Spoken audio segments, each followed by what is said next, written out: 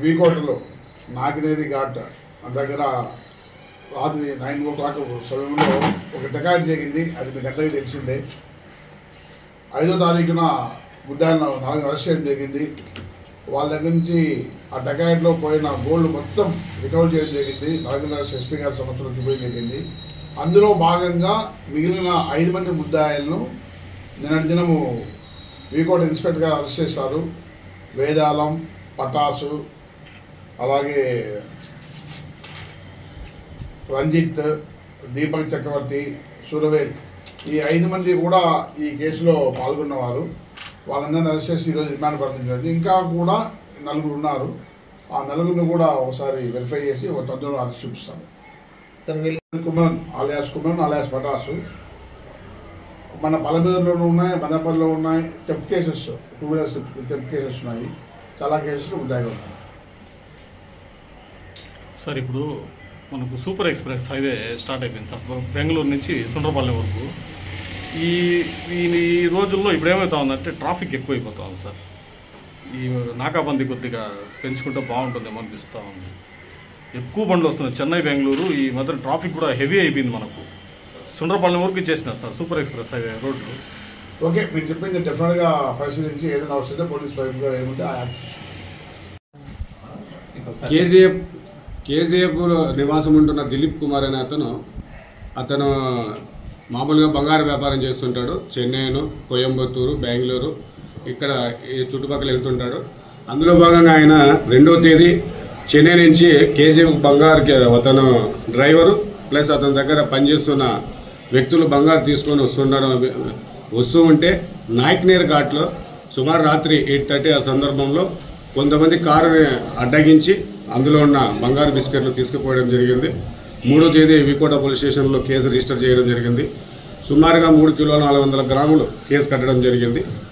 దాంట్లో మా ఎస్పీ గారు, డిఎస్పీ గారు ఆధ్వర్యంలో, పలంనేరు లీగల్ ప్రొవోకర్ డిఎస్పీ గారు ఆధ్వర్యంలో ఒక 4 టీం ఫామ్ చేసుకోవడం జరిగింది.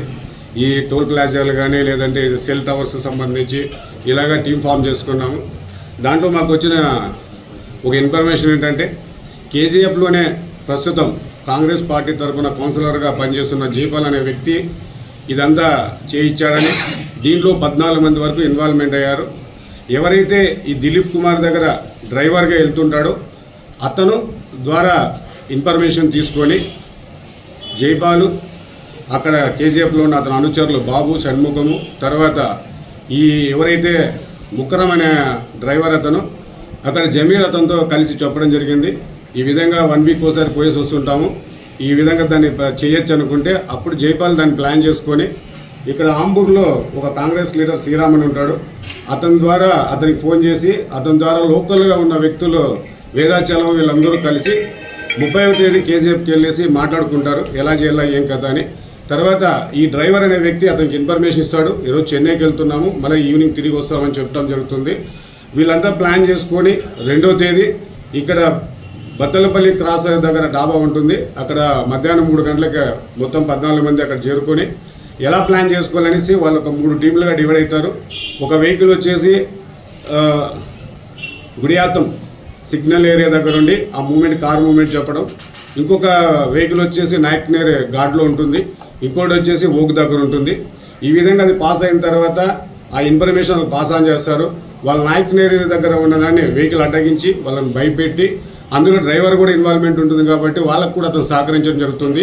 ఇంకొక వ్యక్తి ఏమీ చేయలేని పరిస్థితుల్లో అక్కడున్న బంగారు బిస్కెట్లను తీసుకొని తర్వాత వాళ్ళు ఓక్ దగ్గరికి ఉన్న వెహికల్లో ఇచ్చేసి ఈ జైపాల్ సంబంధించిన అనుచరునికి ఇచ్చేసి వెళ్తారు. వెంటనే జైపాల్ వెనక సైడ్ నుంచి వచ్చి ఆ షణ్ముఖం అనే అతని అనుచరు దగ్గరే ఉంటుంది, దాన్ని తీసుకొని వెళ్ళిపోవడం జరుగుతుంది. తర్వాత వీళ్ళు ఒక 3-4 రోజుల తర్వాత ఈ బంగారు అమ్మి డబ్బులు పంచుకుందాం అన్నట్లు జైపాల్ వీళ్ళందరికీ చెప్పడం జరుగుతుంది.